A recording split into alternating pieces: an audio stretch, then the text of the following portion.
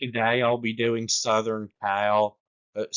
First I'll talk a little bit about their move to the Big Ten, and then I'll talk some about their coaching staff and roster, and then I'll go through their schedule game by game and give you a predicted winner and loser for each game. I've seen that Southern Cal is gonna really struggle moving to the Big Ten because of their bad play at the line of scrimmage and bad overall defense. But I actually disagree with that because, in my opinion, the Big Ten is so overrated.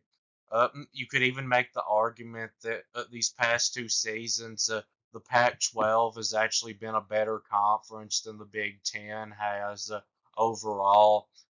The Big Ten only has three good teams. Uh, they've had two really good teams, Ohio State and Michigan, and one good team, Penn State. But other than that, the teams are average or below. Don't even try to tell me Iowa was a good team because they couldn't get a first down. And They have so many horrible teams every year, and they are full of horrible offenses. Now you may be thinking, well, the Big Ten is about defense, but a lot of that is not even really good defense. It's just because the offenses are so bad that they're not going to score much anyway.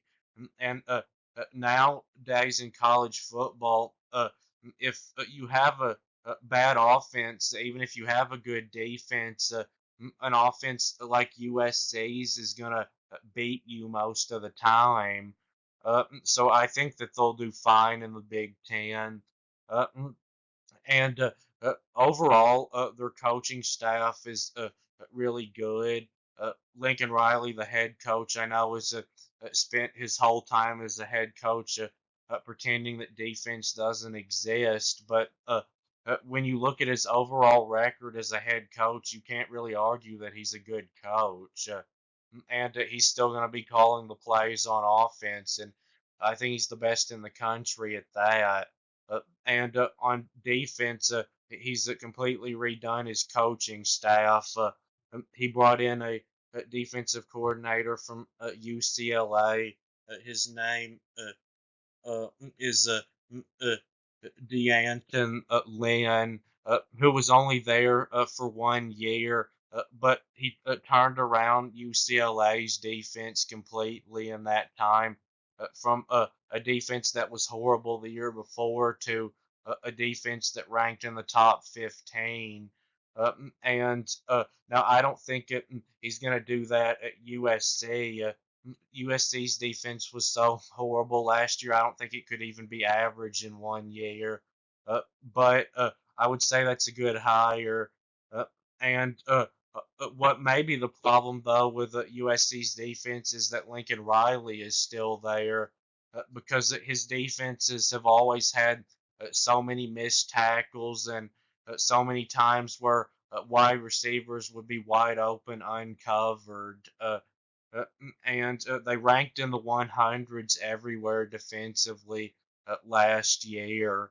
Uh, but Now, moving on to the roster, on the offensive side, of course, Caleb Williams was probably the best quarterback that USC has ever had, and I'm sure you hate to see him go if you're a USC fan. But The new quarterback, Miller Moss, I think is going to be really good for them this year. He looked really good in the bowl game, throwing six touchdown passes and completing nearly 70% of his passes and throwing for 372 yards and averaging a really impressive 11.3 yards per throw. And he can also run some too. I think he'll put up huge numbers like all of Lincoln Riley's quarterbacks have and be in the Heisman conversation this year. Might even be able to win it, depending on how many games USC wins. And then at wide receiver, they lose a whole lot there. They lose their top two wide receivers, Taj Washington and Brendan Rice. And then they also lose Mario Williams and Dorian Singer, two wide receivers that transferred out after not having the kind of seasons they were expected to have. But they still have a lot of talent at that position. They've got uh, the top wide receiver recruit of 2023, Zachariah Branch, who played in 11 games as a freshman last year and did look impressive at times. He had 31 catches for 320 and 10.3 yards per catch and two touchdowns. He'll be a starting wide receiver in every game this season. And then they've also got a five-star wide receiver, Deuce Robinson, who was a freshman last year and didn't get much playing time, but he did look good when he was out there, catching 16 passes for 351 and two touchdowns, averaging a really impressive 21.9 yards per catch. I think he'll be really good for them and be a starter this year. And they've also got a four-star wide receiver, Tyrone Hudson, who didn't play much last year either, but played in every game and uh, had 17 catches for 189 and two touchdowns, averaging 11.1 a catch. So he looked good when he was out there. He'll, I'm sure, do a lot more for them this year. And then they've also got Jacoby Lane, another four-star wide receiver who barely got any playing time last year. Most of it came in the bowl game where he had 60 yards on three catches and two touchdowns. So I think he'll be good for them. And at running back, they do lose at their top two. They lose Marshawn Lloyd and Austin Jones. And those were two good running backs. Marshawn Lloyd was the starter last year, and he was really good. But USC struggled to run the football last year because of a horrible offensive line.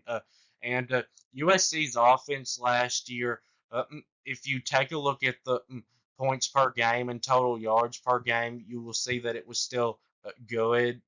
But they were good at quarterback and running back and wide receiver, but their offensive line was horrible. So they got slowed down when they played against good defenses. Their offensive line was probably the second worst in the Power Five last year. Of course, Colorado's being the worst. And so they might be able to run the football a little better this year because I think the line will be improved. So they bring in a transfer running back from Mississippi State, Woody Marks, who has been a running back that's been one of the best in the SEC for the last couple of years. He has in 45 games and making 32 college starts, a total of 1,883 rushing yards and 22 rushing touchdowns, averaging 4.6 yards per carry. And he can also help them out in the passing game, too. He had in that also 1,225 receiving yards and 214 catches and five receiving touchdowns. He'll be the starting running back this year. And then, other than him, they are a little bit questionable at running back. The other running back for them, the number two running back, is expected to be Quentin Joyner, who was a four-star recruit. Barely played as a freshman last year, but did look good when he was out there. He only got 18 carries, but he did have 6.9 yards per carry. And the offensive line does return three starters. Now, of course, those stars are going to have to play a lot better if USC is going to have a better year this year. And they did play better in the bowl game on the offensive line. So you would think that with experience, those players would get better. So now moving on to the defensive side, they've brought in a whole lot of transfers, and you would expect to see a little bit of an improvement at least with the new coaches. I know they brought in a lot of transfers last year, and it was still horrible. So on the defensive line, they returned two starters, including their best player there, Bear Alexander, who had 47 tackles and 31 total pressures and 1.5 sacks and two pass breakups last year. And they also returned Jamil Muhammad, who had 47 tackles and 6.5 sacks and 11 total pressures and two forced fumbles and a fumble recovery last season. And they bring in a good defensive lineman from Vanderbilt, Nate Clifton, who had last year 30 tackles and 18 total pressures and 5.5 sacks, starting every game for them. And then at linebacker, they returned two starters there, including their top linebacker, Mason Cobb, who is good. He had in 11 games last year, 85 tackles and seven pressures, no sacks.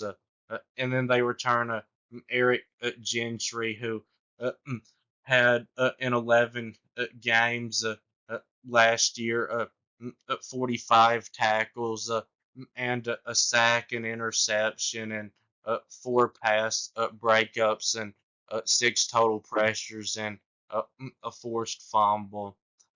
And they bring in a really good linebacker from Oregon State, Easton Mascarenhas Arnold, who had last year 106 tackles and two sacks and two interceptions and five total pressures in 12 games. He was one of the Pac-12's best linebackers last season, so they should be better at those positions with the experience they have coming back and the transfers they brought in. And then they've completely redone their secondary. So, of course, I'm sure if you like USC, you hate to lose Kalen Bullock at safety. He was the best player on USC's defense last year. But they brought in two good safeties from the transfer portal. They brought in Kamari Ramsey from UCLA, who had played in 11 games last year and had 40 tackles and four pass breakups and an interception. And they brought in a safety from Oregon State, Achille Arnold, who had 62 tackles and two interceptions and six pass breakups and a forced, a fumble recovery in 12 games there last season. So with the starters at safety, they look good. And then at cornerback, they brought in two transfers there too that are good. They brought in a transfer from Mississippi State, and I'm glad they did because I'm an Ole Miss fan, so I don't want to see Mississippi State have any good players, of course. His name's DeCarlos Nicholson, who played and started every game for them last year at cornerback and had 42 tackles and two pass breakups. And they also brought in a transfer cornerback from UCLA, John Humphrey, who in 25 games these past two seasons has a total of 70 tackles and three pass breakups and two interceptions and two forced fumbles and a fumble recovery. So they look good at cornerback too with the starters. But of course, they've got to get those players to play better to where they don't give up so many yards and points. So on special teams, they look solid there. They get both specialists back, and they have Zachariah Branch, the wide receiver, who will be doing the returns this year, the kick returns and the punt returns. Who is a a really good return specialist. He did 40 total returns last year and had two returns for a touchdown last year. So now moving on to the predictions, starting with the LSU game. So I think this is going to be a great game, a close one, and I think both defenses will not be that much improved this year. So I think it'll be a shootout of back and forth scoring. And LSU's big advantage in this game is their offensive line. Theirs is going to be one of the best in the country, while USC's may still struggle. And USC, though, has a better quarterback, I think. I liked Miller Moss better in the bowl game than I did Garrett Nussmeier. And I think that actually USC pulls the upset. Now, I've been back and forth on this game and could see it going either way. And I do think that LSU is the overall more talented team and deeper team. But I've just been getting a feeling that USC is going to win this game because Lincoln Riley, I think it will help him with this game being a shootout, most likely, because he's usually been able to win the shootout games because his offense can outscore the other team. It's when he's went against a good defense where his offense gets slowed down that he usually loses, and I don't think LSU's defense is going to be good enough to slow him down. So then they play Utah State, which will be an easy win. And then they play their first Big Ten game on the road at Michigan. So Michigan's much better, I think, at the line of scrimmage and much better overall on the defensive side than USC. Now, USC's offense overall is much better. Uh, and Michigan is going to want to run the football in this game with Donovan Edwards. And also their quarterback, Alex Orji, is a good runner. Uh, and I think they'll have success doing that. And I think Michigan's defense will slow down USC's offense into the 20s in this game. And I think Michigan will be able to do enough offensively to win a close one. Uh, mm, and then they play Wisconsin. So Wisconsin is going to want to run the football with the offensive line and running backs that they have, and their secondary may be able to slow down USC's passing attack. But Wisconsin's front seven is not going to be that good, I don't think. So USC will also be able to run the football in this game too. And I don't think Wisconsin has enough of a passing game to where they can beat USC because USC is still going to be able to throw some on Wisconsin, even though Wisconsin is supposed to have a pretty good secondary. So I think USC wins this one by about a touchdown. And then Minnesota. So I know what Minnesota is going to try to do in this game. They're going to try to run the football and use up a bunch of clock and keep USC's offense off the field. And I think they'll have success doing that, but I don't think they'll have success at stopping Southern Cal's offense when it is on the field. And Minnesota's offense just isn't explosive enough, I don't think, to win this game. And I do think it'll be competitive though, and but I think that USC will pull away in the fourth quarter and win by around two touchdowns. So now they will be playing Penn State at home. So Penn State's defense, I think, will slow down Lincoln Riley's offense, but not shut it down. They may hold them to like 28 points. And Penn State is going to want to run the football, and I think they'll be able to do it. But their offense is going to be so one-dimensional with Disaster Aller back at quarterback. And Penn State's offensive line, I don't think, is going to be quite as good as it was last year. So I think that playing at home, USC pulls the upset. Mm. Now, I would pick Penn State if it was at Penn State. So then they play Maryland. Maryland's not going to be able to keep up with USC now that they don't have that quarterback, Tonga anymore. I think USC will win this one fairly easily.